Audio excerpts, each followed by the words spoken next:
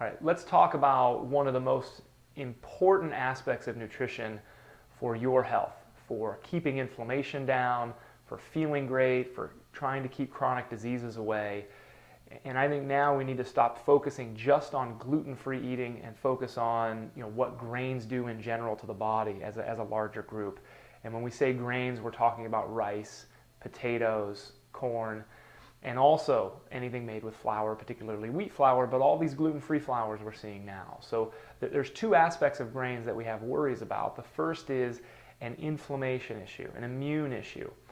As these grains, particularly gluten in this case, come through the digestive system, largely undigested, they have the potential for irritating the immune system. That's why it's linked to inflammatory diseases like autoimmune disease, rashes, but also infertility, behavioral concerns. So as people are starting to understand that, take wheat out of their diet, most of them are switching to gluten-free products. Again, more grains, heavily processed grains. Now we're seeing a hormonal issue. We see insulin rise when we consume any grains because grains we eat are largely processed. When you eat processed food, your body does little work in digestion, and so the glucose, or the sugar level, carbohydrate level in the bloodstream rises very quickly.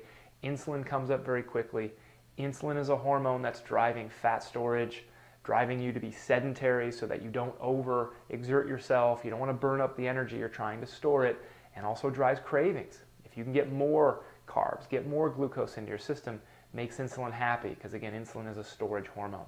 So when you eliminate gluten and you go toward gluten-free products, yes, you've taken care of the immune side of the equation, but you may have actually worsened the hormonal side of the equation because you're eating processed foods, sugary foods.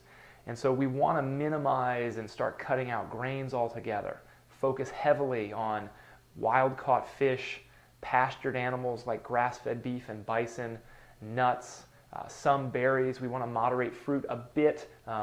Berries would be the bigger focus there. And then also beans and lentils. Very low glycemic source of carbohydrates, so the glucose isn't going to rise as heavily, and a good source of fiber.